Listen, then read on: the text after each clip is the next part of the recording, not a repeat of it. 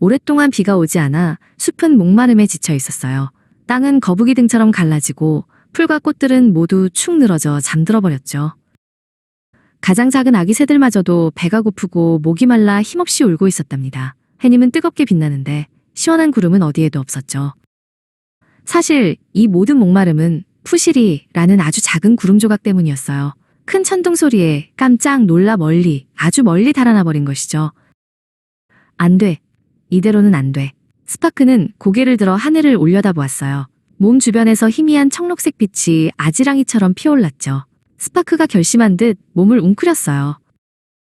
쾅! 스파크가 땅을 박차고 전속력으로 달리기 시작했어요. 그의 발이 땅에 닿을 때마다 강렬한 번개꼬리가 뒤를 따라왔죠. 스파크는 세상에서 가장 빠른 강아지였어요.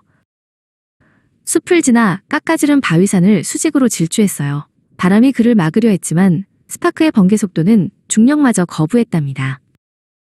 마침내 도망치는 푸시리가 보이는 높이까지 왔어요. 하지만 푸시리는 스파크를 보고 더 멀리 도망치려 했죠.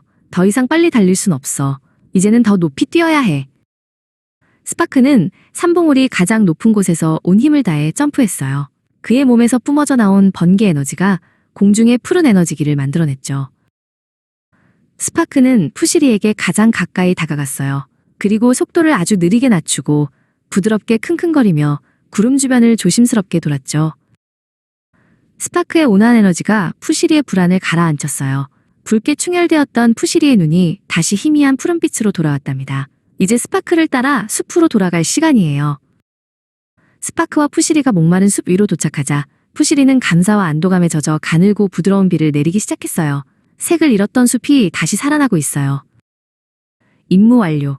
온몸의 번개 에너지를 모두 쓴 스파크는 시원한 비를 맞으며 웅크렸어요. 세상을 구하는 일은 눈에 띄지 않는 곳에서 시작될 때가 많답니다. 모두의 영웅 스파크는 이제 평범한 강아지로 잠이 들었답니다.